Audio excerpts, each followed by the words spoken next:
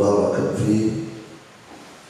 أشهد أن لا إله إلا الله وحده لا شريك له إله الأولين والآخرين، وأشهد أن محمدا عبده ورسوله سيد الأنبياء والمرسلين صلى الله عليه وعلى آله وأصحابه وسلم تسليما كثيرا. أما بعد، kaum muslimin jamaah salat subuh rahimani wa rahimakumullah.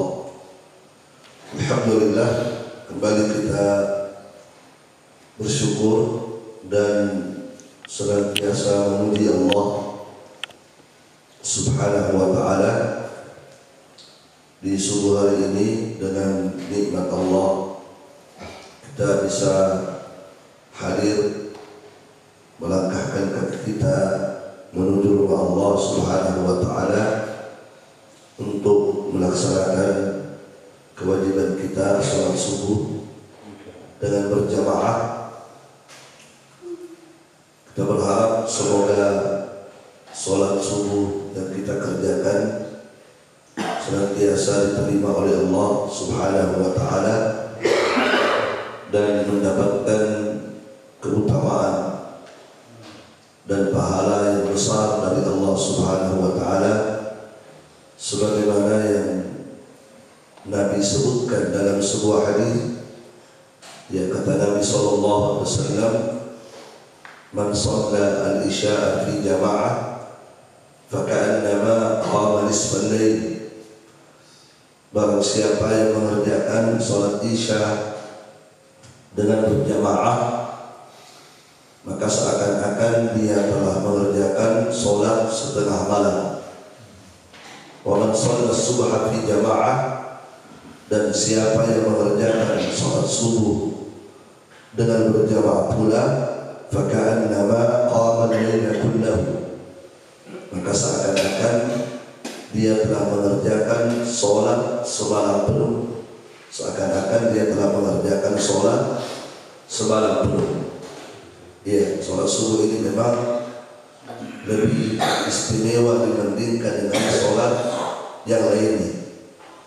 Dalam Al-Quran Allah mengatakan, "Inna Qur'an al-fajri kana mashhuda."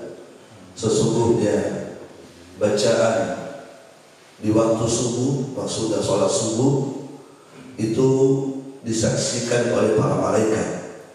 Disaksikan oleh para malaikat. Ya, dan pahala yang Allah berikan pada sholat subuh ini sangat-sangat luar biasa. Dalam hadis Nabi mengatakan, "Ya inna athqala as-salawat 'ala al-munafiqin salatul isya wa salatul subh." Sesungguhnya sholat yang paling berat dikerjakan oleh orang-orang munafik itu adalah sholat isya dan sholat subuh. Sholat yang paling berat dikerjakan oleh orang-orang munafik, sholat isya dan sholat subuh. Bukan berarti sholat duhur, asar, maghrib tidak berat. Berat juga bagi orang-orang munafik, ya. Cuma yang isya dan subuh ini lebih berat lagi bagi mereka. Apalagi hujan-hujan. Ya. Kemudian kata Nabi sallallahu alaihi wasallam, "Lau ya'lamun nasu ma fihi ma." Seandainya manusia mengetahui apa yang Allah berikan, pahala yang Allah berikan kepada orang yang hadir sholat isya dan sholat subuh, seandainya manusia mengetahui, ya, seandainya manusia melihat dengan mata kepala, inilah dia pahala yang Allah berikan kalau Anda sholat isya dan subuh. Apa kata Nabi? Coba seandainya manusia tahu, melihat dengan mata kepala pahala yang Allah berikan itu, la tauhuma walau habwa, maka pasti mereka akan datang sholat isya dan subuh walaupun harus merangkak. Walaupun harus merangkak. Itu kalau mereka lihat itu pahala, pasti mereka akan datang walaupun harus merangkak. Seandainya ada orang yang di rumahnya sakit, ya sakit, tidak bisa bangun, lumpuh kakinya, ya misalnya hanya orang angkat di rumahnya, ya maka apa kata Nabi, kalau seandainya dia melihat itu pahala yang Allah berikan, dia paksa dirinya ke masjid walaupun harus merangkak di tengah jalan. Subhanallah. Nah, coba persoalannya kan, pahala dari Allah ini belum kita lihat dengan mata kepala. Nanti di hari kiamat kalau kita lihat itu pahala. Untuk sekarang belum kita lihat. Coba kalau kita lihat itu, ya luar biasa.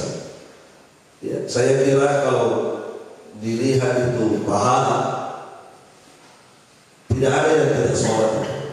Pasti semua sholat. Ya kan?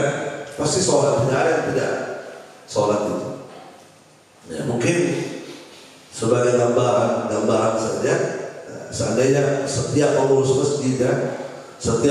masjid itu mengumumkan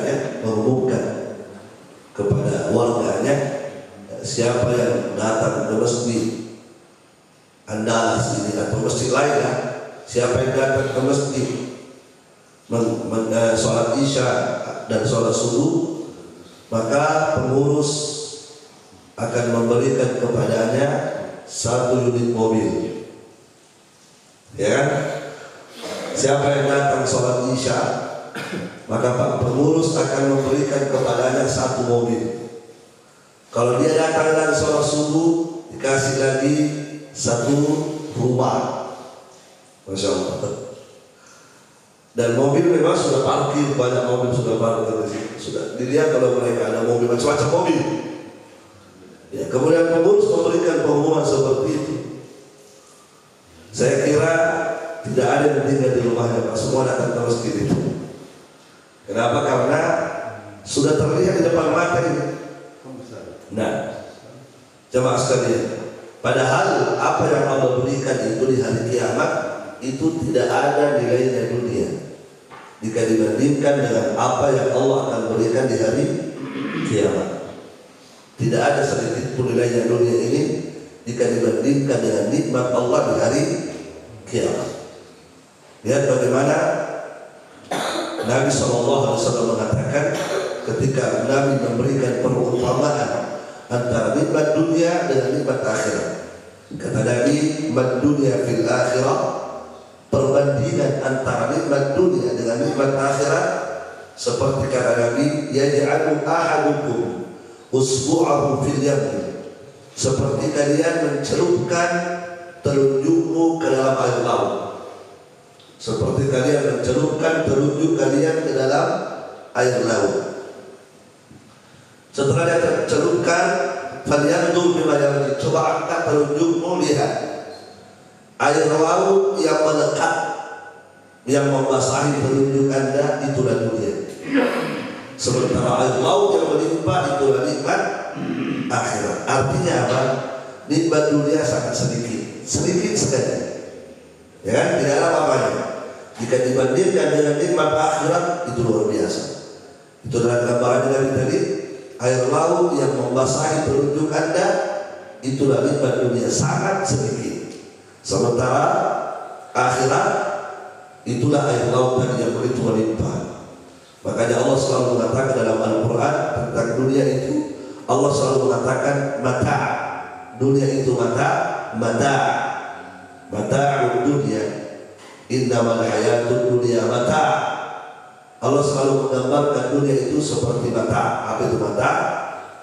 Qalilatun zalilatun faniyah. Itu makna mata'. Nikmat yang sangat sedikit itu pun akan berakhir.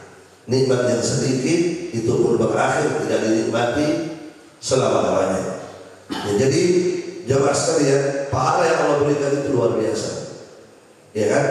Ya makanya tadi saya gambarkan, seandainya pahala dilihat itu, tidak ada orang yang tidak sholat, semua akan sholat.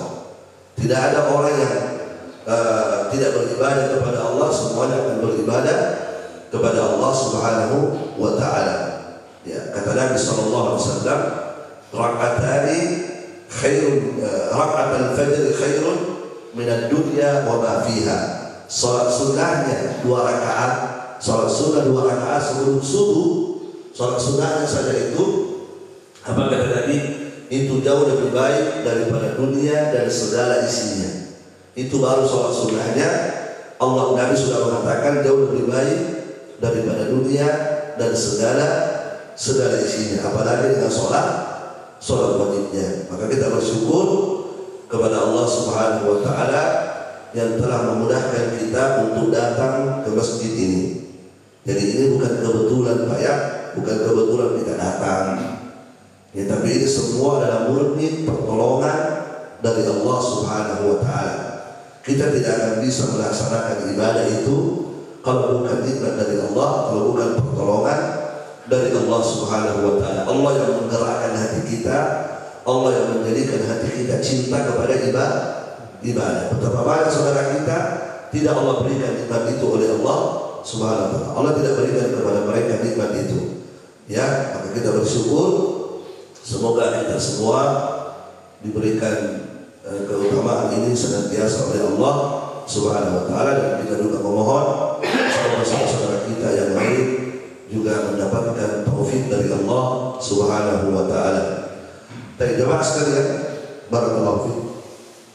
Di subuh hari ini kita akan melanjutkan kajian adab. Kajian adab dulu, nanti setelah tuntas pembahasan ini baru kita pindah pada akhlak. Nah, pada pertemuan yang lalu kita telah membahas adab berbicara ya, adab-adab berbicara. Selanjutnya kita masuk pada adab yang kelima. Ya, ada 10 adab di sini. Kita masuk di adab yang kelima. Adab yang kelima ini terkait dengan adab-adab tidur. Terkait dengan adab-adab tidur. Kata penulis kita al-khamisu yang kelima, idza ataita marja'aka fatawadda. Jika engkau ingin tidur, jika engkau sudah ingin mendatangi tempat tidurmu, sudah mau tidur ini, maka berwudulah terlebih dahulu. Berwudu dulu, baru kemudian kita tidur. Itu adabnya. Nah, jamaah sekalian, rahimani wa rahimakumullah jami'an. Berwudu sebelum tidur itu faedahnya sangat banyak. Faedahnya sangat banyak. Di samping tentunya kalau kita berwudu itu kan sudah menggugurkan dosa ya. Sebab kita sudah tahu bahwa berwudu itu salah satu amalan yang menggugurkan dosa-dosa kecil. Yaitu di antara faedahnya kita berwudu. Sebelum tidur kita berwudu supaya dosa-dosa kecil kita itu dihapuskan oleh Allah Subhanahu wa taala. Di antara faedahnya kita berwudu sebelum tidur itu didoakan oleh malaikat. Jadi kalau kita tidur sebelum tidur, berwudu sebelum tidur, maka malaikat di malam itu akan mendoakan kita sampai pagi. Disebutkan oleh Rasulullah SAW dalam sebuah hadis yang diriwayatkan oleh Al-Imam Ibnu Hibban, kata Nabi SAW, "Man bata tahira." Barang siapa yang tidur di malam hari dalam keadaan suci, dia tidur, maksud dalam keadaan suci sudah berwudu. Siapa yang tidur di malam hari dalam keadaan suci, bata fi syi'arihi malakun, maka di malam hari itu malaikat ikut bermalam bersamanya. Bata fi syi'arihi malakun, maka malaikat juga di malam hari itu ikut bermalam bersama dia. Ada malaikat di dekatnya ikut bermalam bersamanya. Falam yastayqidh illa qala al-malak, Allahumma ighfir li 'abdika fulan fa innahu bata tahira. Maka malaikat itu mendoakan. Kata Nabi, falam yastayqidh, maka sebelum orang itu bangun, malaikat sudah mendoakan dia. Dia mengatakan, Allahumma ighfir li 'abdika fulan, ya Allah, berikanlah ampunan kepada hamba-Mu si fulan ini. Jadi itu doanya, Allahumma ighfir di abdika fulan, ya Allah berikanlah ampunan kepada hamba si fulan ini, fa innahu bata tahira, karena sesungguhnya dia telah tidur di malam hari dalam keadaan suci. Dia telah tidur di malam hari dalam keadaan suci. Ya, jadi di samping kita sikat gigi dan seterusnya, maka yang terpenting bagi kita adalah berwudu. Ya, jangan sampai kita membersihkan gigi baru kita tidak membersihkan diri kita dengan bersuci. Jadi usahakan, ya bagaimanapun usahakan sebelum kita tidur itu berwudu terlebih dahulu untuk mendapatkan doa-doa para malaikat tadi. Nah, kemudian jamaah sekalian, di antara faedahnya juga ketika kita berwudu, barakallahu fikum, itu disebutkan oleh para ulama kita seperti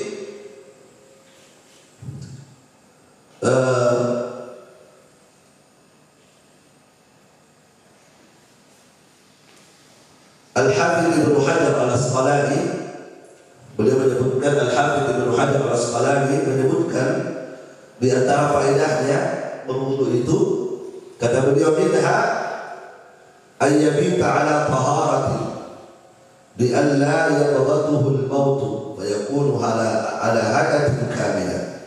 Kata beliau, hendaknya berwudu supaya dia di malam hari itu tidur dalam keadaan suci, sehingga ketika kematian menghampirinya tiba-tiba, maka dia mati dalam keadaan baik. Kan? Karena kita kan tidak tahu kematian itu kapan datang. Boleh jadi kita sementara tidur, kematian datang. Akhirnya kita tidak bangun di subuhnya, kan? Kita tidak tahu. Ya makanya tidur itu an-naumu akhul maut, kata para ulama. Tidur itu saudaranya kematian. Ya. Bahkan dalam Al-Quran tidur itu sendiri disebut dengan kematian. Ya, kenapa? Karena kita tidur untuk sementara roh kita ya diistirahatkan oleh Allah Subhanahu wa taala. Kalau belum ajal kita dikembalikan lagi roh kita untuk pergi sholat subuh. Makanya Al-Hafidz mengatakan ketika dia berwudu maka dia dalam keadaan suci, sehingga ketika datang kematian tiba-tiba maka dia di kondisi baik. Dia sudah di kondisi baik karena sudah bersuci. Kemudian kata beliau, lebih ditekankan lagi untuk berwudu ya bagi orang yang sedang junub. Lebih ditekankan lagi bagi orang yang sedang junub. Ya, itu sebelum tidur ditekankan berwudu. Ya, sedang junub ya. Taruhlah misalnya suami istri, mohon maaf, suami istri berhubungan, kan sedang junub ya. Sebelum dia tidur setelah berhubungan itu baiknya berwudu. Lebih dianjurkan lagi berwudu dulu sebelum tidur. Bisa dipaham?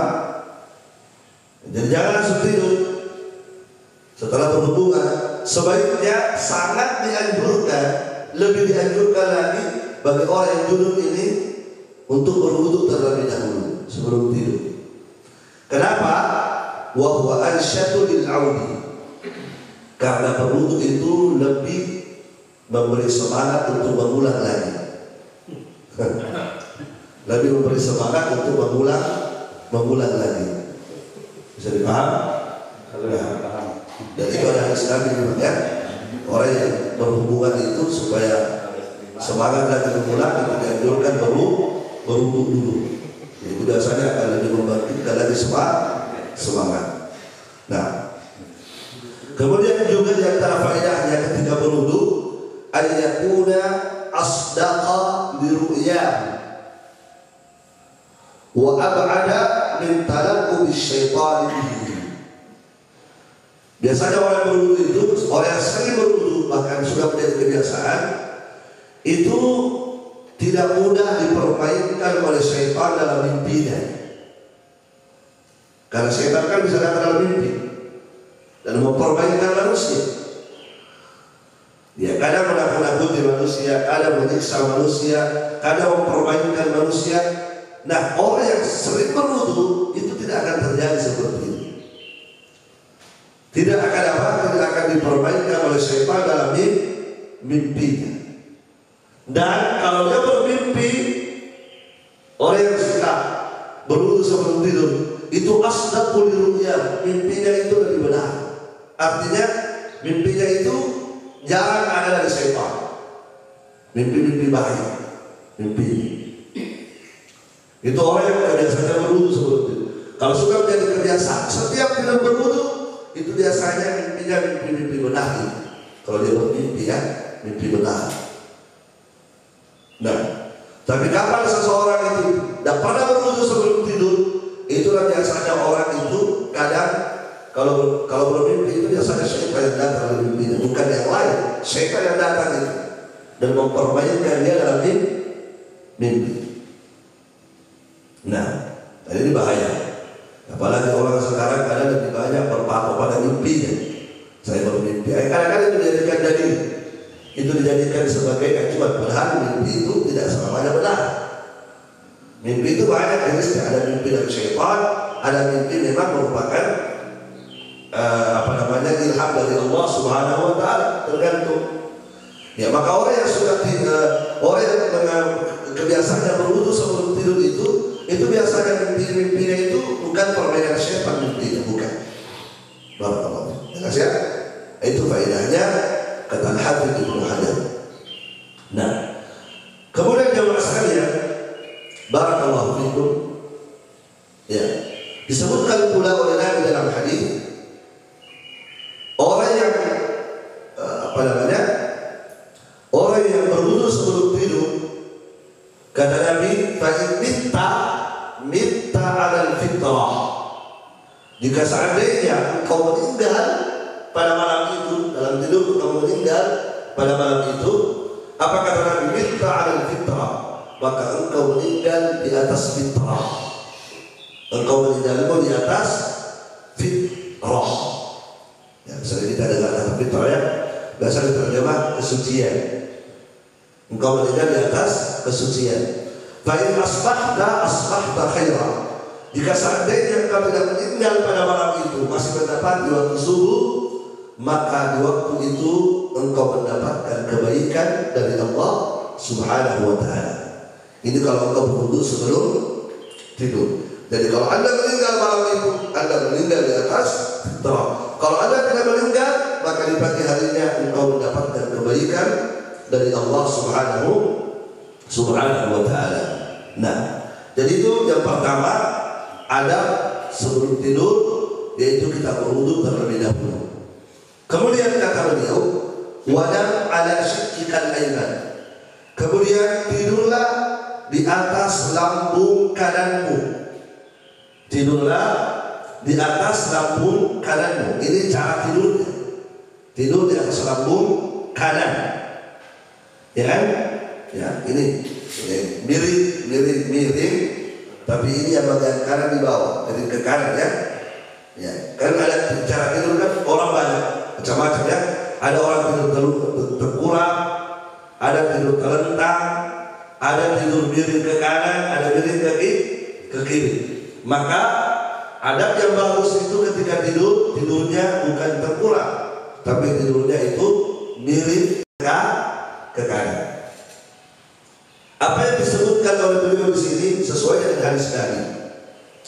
Nabi SAW bersabda dalam hadis Bukhari, "Fattaji ala syiqqikal ayman." Kata Nabi, "Fattaji ala syiqqikal ayman." Ketika engkau sudah berada di atas pembaringanmu, maka berbaringlah di atas lambung kananmu. Itu kata Nabi, "Ala syiqqikal ayman," berbaringlah di atas bagian kananmu itu. Jadi maksudnya miring ke kanan. Itu sabda Nabi sallallahu alaihi wasallam. Ya, tentunya kalau kita mengamalkan ini pasti ada faedahnya. Ya, tentunya pasti ada faedahnya di dunia ya. Faedah kesehatan itu jelas. Ya, mungkin ada dokter-dokter yang bisa meneliti ini kenapa Nabi menganjurkan kita tidur dengan miring ke kanan. Barakallahu. Yang jelas dari sisi kesehatan itu lebih bagus. Itu lebih bagus, dan mungkin kalau dokter bisa meneliti kenapa Nabi menyuruh kita tidur miring ke kanan. Nah, Imam Ibnu Qayyim rahimahullah taala dia dalam kitab Zadul Ma'ad ya menyebutkan, nah kata beliau, wa kasratul naum 'ala al-janib al-aysar mudirrun bil qalbi. Kata beliau, banyak tidur, terlalu sering tidur miring ke kiri itu akan membahayakan jantung. Itu penelitian Ibnu Qayyim rahimahullah. Ibnu Qayyim juga salah satu dokter Islam dan juga ulama besar. Beliau berkata, terlalu sering tidur miring ke kiri itu akan membahayakan al-qalb. Al-qalb itu hati, yang biasa terjemah jantung ya, akan membahayakan jantung. Nah, kemudian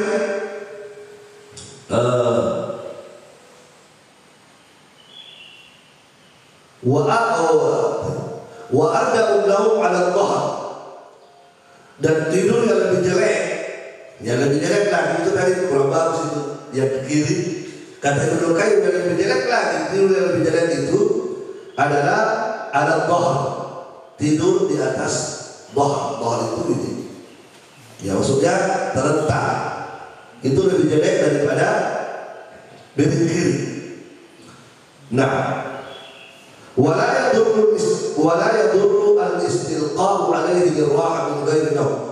Tapi tidak membahayakan kalau sekedar hanya berbaring-baring istirahat saja, bukan mau tidur. Jadi tidak apa-apa kalau hanya sekedar baring-baring biasa. Yang membahayakan itu kata beliau kalau dia tidur dalam keadaan terlentang. Nah, yang membahayakan kata beliau tidur. Tapi kalau hanya sekedar baring-baring istirahat, tidak tidur dia, tidak apa-apa, tidak masalah. Yang berbahaya itu kalau dia terlentang berarti tertidur dia terlentang, itu membahayakan. Nah, kemudian kata beliau, warna minhu ayyanama munbatikhan ala wajhihi, dan yang lebih jelek lagi, yang paling jelek lagi adalah dia tidur tengkurap. Itu paling jelek itu, tidur tengkurap. Nah, dan memang ada hadis Nabi ya untuk tidur tengkurap. Ada hadis Nabi itu ketika ada orang tidur tengkurap di masjid didirikan pakai kaki oleh Nabi. Kata Nabi, ini cara tidurnya penduduk jahanam. Ini model-model tengkurapnya penduduk jahanam. Cuma hadis itu ada yang mengatakan sahih, ada yang mengatakan dhaif hadisnya. Ada yang mengatakan sahih, ada yang mengatakan dhaif hadis tersebut. Wallahu a'lam bishawab. Dan jelasnya yang sahih dari Nabi itu cara tidur yang bagus. Kata Nabi tadi dalam hadis Bukhari, faqtani ala shiqqikal ayman, berbaringlah miring ke kanan. Berbaringlah dalam keadaan miring ke kanan. Baik. Kemudian berikutnya, watlu ayat al-kursi marwatan, bacalah ayat kursi satu kali sebelum tidur. Bacalah ayat kursi satu kali sebelum tidur. Ya.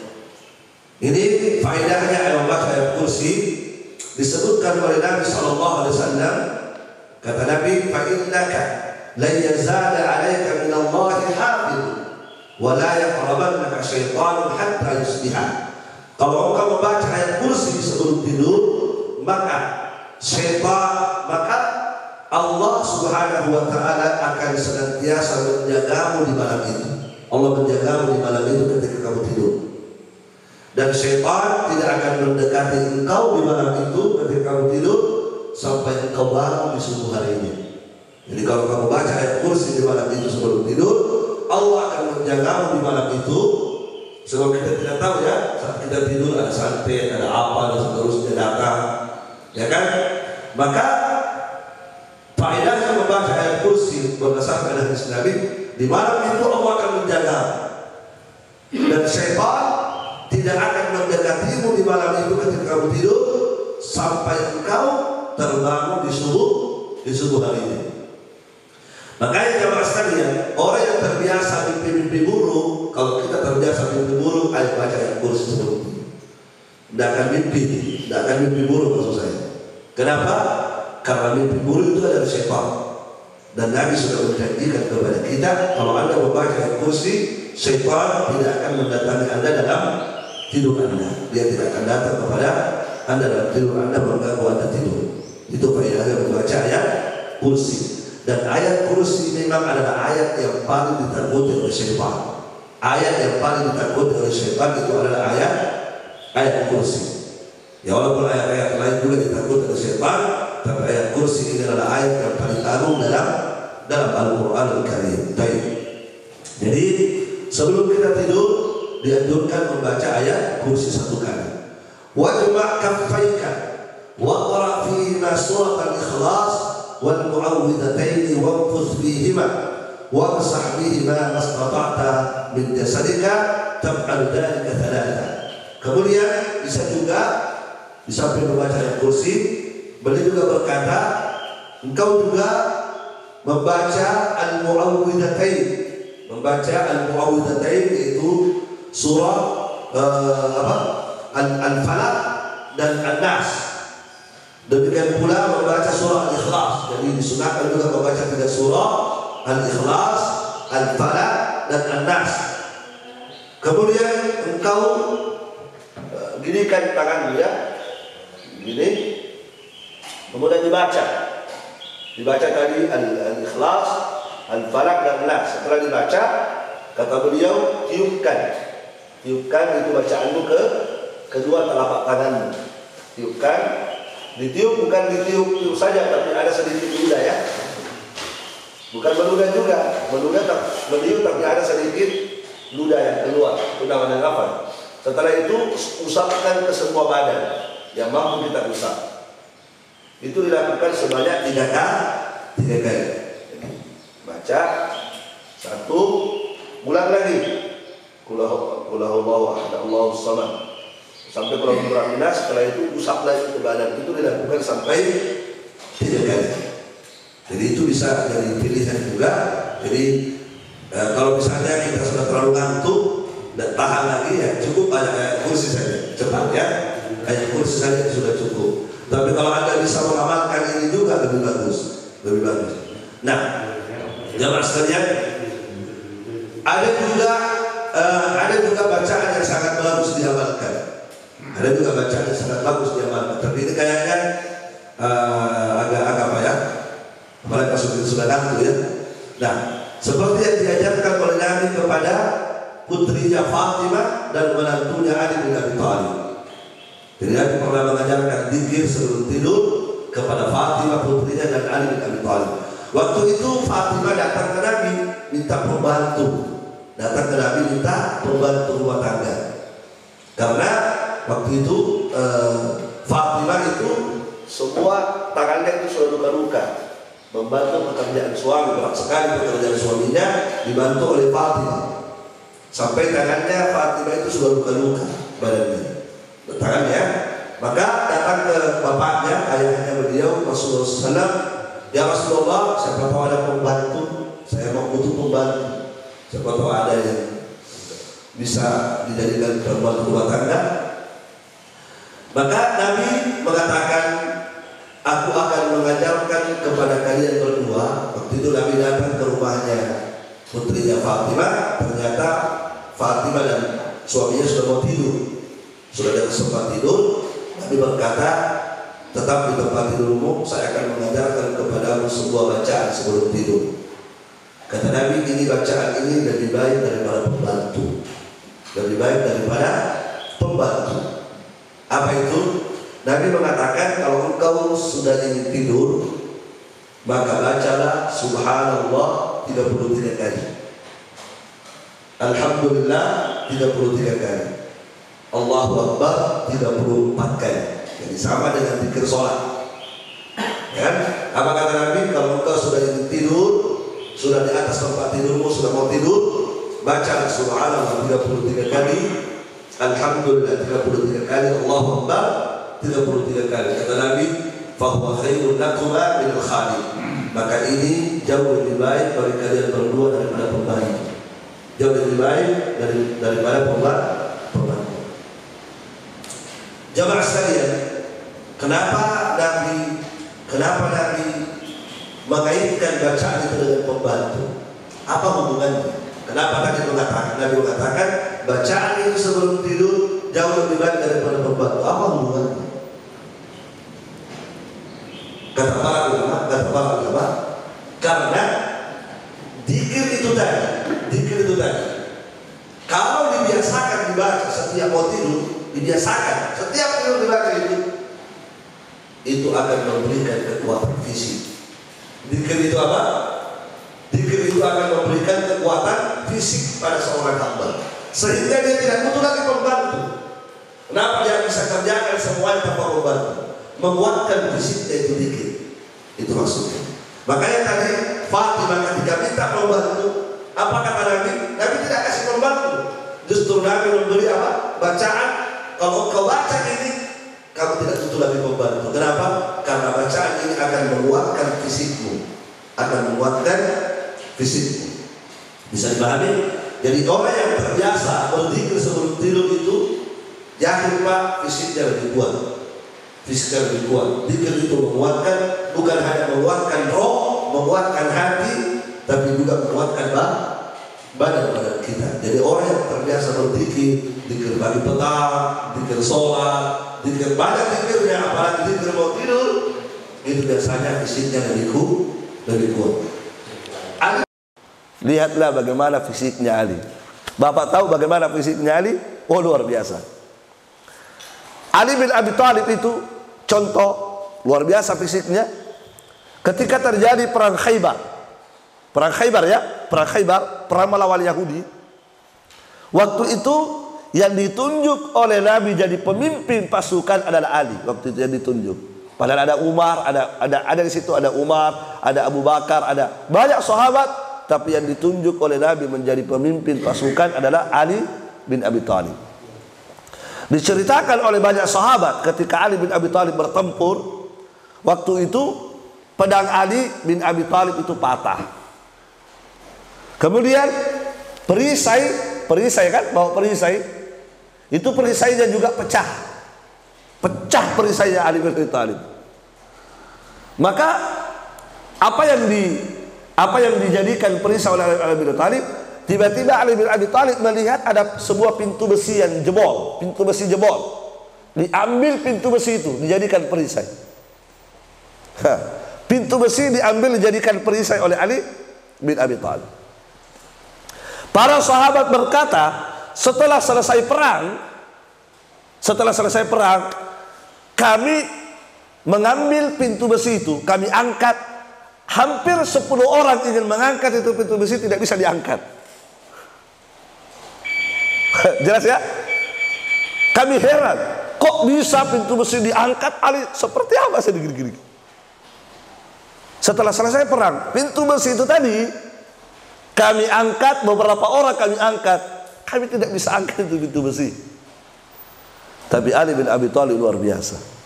Pintu besi dijadikan sebagai perisainya dalam peperangan. Itu contoh ya, bagaimana kuatnya fisik Ali bin Abi Thalib radhiyallahu taala anhuma. Salah satu sebabnya tadi itu karena kata beliau, saya tidak pernah tinggalkan ini zikir setiap mau tidur.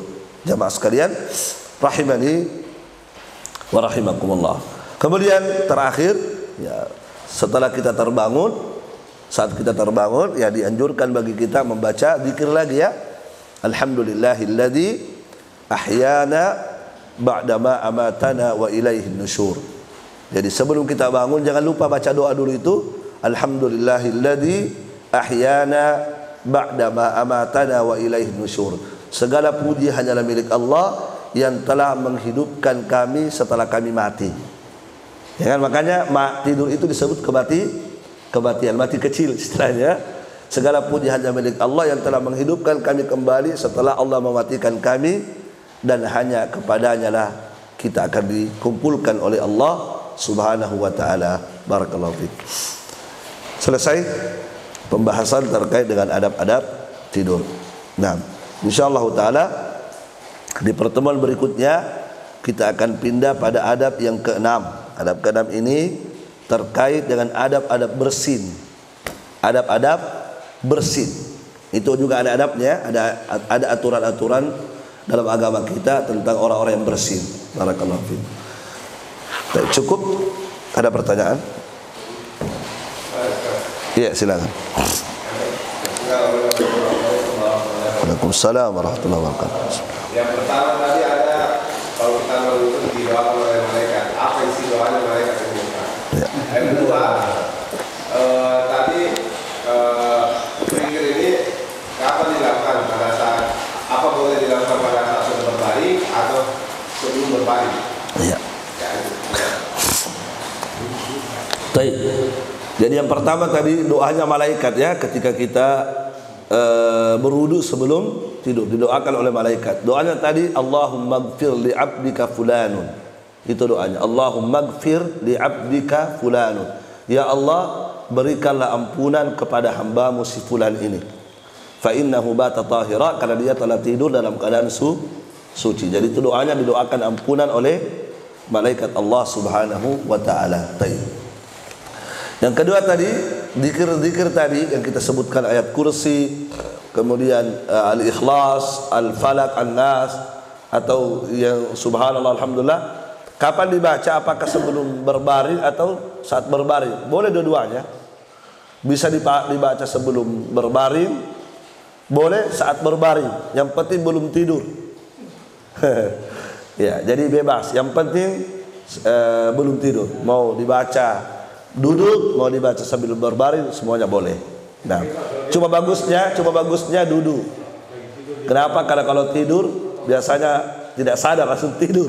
Belum selesai zikirnya tidur. Sebaiknya duduk ya, supaya lebih semangat. Nah, ya.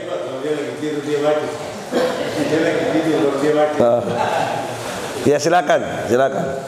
Ya.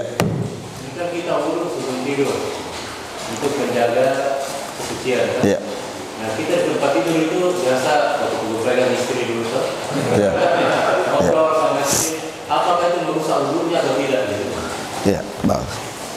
Nah, jadi menyentuh istri itu tidak membatalkan wudhu. Menyentuh, ya kan? Nah, tidak membatalkan wudhu itu, kecuali ketika bersentuhan keluar air madi, itu batal wudhunya. Nah, tapi kalau hanya sekedar menyentuh biasa, atau mungkin menyentuh lebih luar biasa lagi sentuhannya, tapi tidak sampai keluar air madi, itu tidak batal wudhunya. Jadi bersentuhan dengan perempuan, bersentuhan dengan istri, itu bukan pembatal wudhu, bukan. Paham? Ya, memang sebagian ulama mengatakan bersentuhan dengan wanita membatalkan wudhu. Itu pendapat sebagian ulama. Tetapi yang lebih tepat, pendapat yang lebih kuat adalah pendapat ulama lain yang mengatakan tidak batal wudhu. Apa dalilnya tidak batal wudhu? Nabi pernah mencium sebagian istrinya sebelum pergi sholat, dan Nabi tidak berwudhu. Ya kan? Berarti tidak membatalkan wudhu. Nabi pernah sholat malam. Ketika Nabi akan sujud, kakinya Aisyah terlentang di depan Nabi. Maka Aisyah tidur ya. Nabi sholat malam. Maka Nabi menggeser kakinya Aisyah, kemudian Nabi sujud di situ. Sementara sholat Nabi geser kakinya Aisyah. Berarti kan Nabi menyentuh kaki Aisyah. Tetapi Nabi tidak membatalkan sholatnya. Seandainya membatalkan wudhu, Nabi harus batalkan sholat malamnya, karena batal wudhunya. Tapi kan tidak. Pernah juga Nabi sholat malam. Ketika Nabi sholat malam, Aisyah bangun. Aisyah melihat kok Nabi tidak ada tempat tidur. Aisyah pergi mencari di mana Nabi. Karena gelap, Aisyah meraba-raba. Karena gelap ya. Ketika Aisyah meraba-raba, tiba-tiba tangannya Aisyah menyentuh tumitnya Nabi. Kata Aisyah, ternyata Nabi waktu itu sedang sujud. Saya sentuh kedua tumitnya Nabi. Perhatikan. Berarti Aisyah menyentuh Rasulullah, tapi Nabi tidak membatalkan sholatnya. Kenapa? Karena tidak membatalkan wudhu. Jadi menyentuh wanita itu bukan pembatal wudhu. Adapun firman Allah itu yang dijadikan dalil, ya, ulama yang mengatakan batal wudhu bersentuh dengan wanita, mereka berdalilkan dengan firman Allah, aw lamastumun nisa. Disebut dalam Al-Qur'an atau mereka menyentuh wanita, atau mereka menyentuh wanita. Kemudian dia ingin mandi, dia ingin mandi, dia ingin apa? Dia ingin mandi tapi tidak ada air, atau maka fatayammam, maka dia bertayamum. Nah, menyentuh yang dimaksud pada ayat itu berjima. Yang dimaksud menyentuh pada ayat itu bukan menyentuh begini. Yang dimaksud adalah berhubungan suami istri. Cuma bahasanya Allah menyentuh, bahasanya Allah itu halus.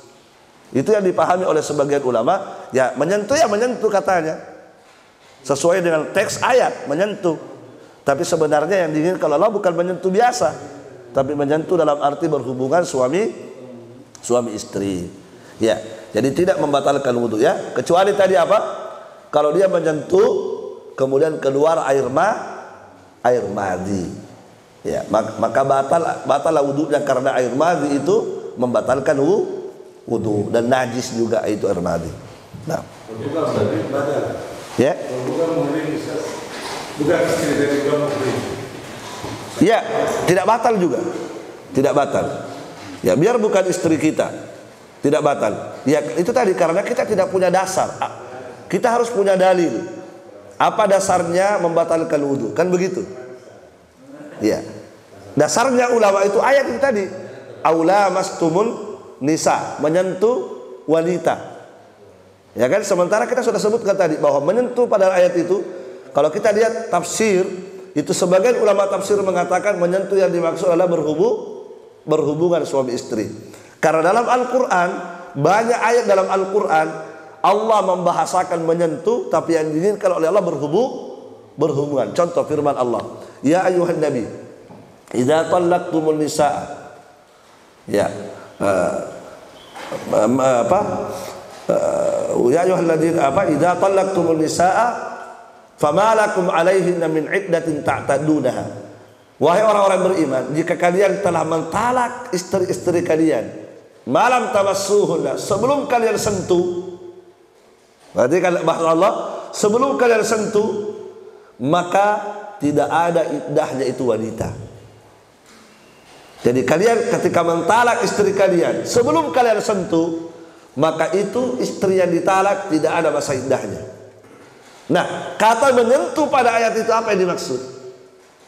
Sebelum kamu menjimai dia, sebelum kamu berhubungan suami istri dengan dia, kamu talak sebelum berhubungan, maka tidak ada iddahnya itu wanita ketika ditalak.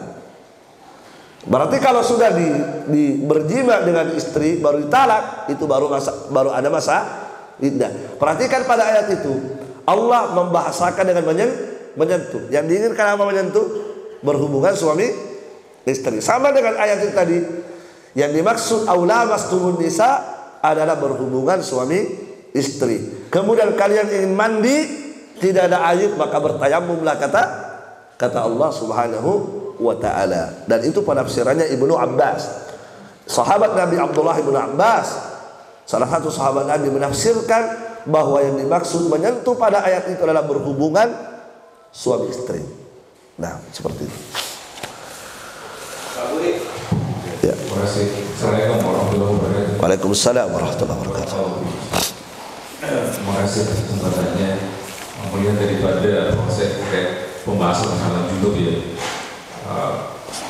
bukannya yang pernah saya dapatkan bahwasanya ada saat berhubungan hubungan suami istri malam hari itu diwajibkan untuk mandi junub. Iya. Terus kedua, bagaimana proses pada saat kita setelah bersuci berwudu pada saat sebelum tidur, kita kan terkadang bangun malam, buang air kecil. Ya. Apakah prosesnya akan terulang kembali sehingga kita terkadang kita harus mengulang kembali proses tadi ataukah kita dalam keadaan melanjutkan tidur kita? Ya. Masya Allah. Baik. Pertanyaan yang Masya Allah. Yang pertama tadi apa? Mandi junub. Ya, jadi bukankah saat kita junub disuruh mandi? Betul itu. Jadi kita disuruh mandi saat ingin beribadah, harus mandi kan? Sebab syarat sahnya ibadah itu mandi. Nah, cuma tadi yang kita maksud berwudu dulu kalau belum mau mandi. Kan kita berhubungan di awal malam. Nah, ketika Anda ingin bangun, ketika Anda mau sholat malam, maka harus mandi kan? Harus mandi. Cuma yang dimaksud oleh beliau tadi, kalau belum mau ibadah, maka belum mau mandi sebaiknya wudhu dulu sebelum mandi junub. Misalnya kita mau tidur ya, nanti setelah bangun tidur baru mandi junub. Nah, disunahkan di situ sebelum Anda tidur sebaiknya berwudhu dulu. Kenapa berwudhu dulu? Memang ada dalil, memang ada hadis seperti itu. Ya, orang yang junub itu dianjurkan berwudhu dulu ketika dia ingin tidur atau dia ingin makan. Itu ada hadis seperti itu ya. Jadi orang yang junub itu dianjurkan berwudhu ketika dia ingin makan atau dia ingin tidur. Nah, di antara hikmahnya tadi, kenapa kita dianjurkan berwudhu dulu sebelum tidur saat junub? Pertama tadi, itu akan lebih membangkitkan apa? Akan lebih membangkitkan semangat, gairah. Karena boleh jadi mau diulang lagi. Nanti kan?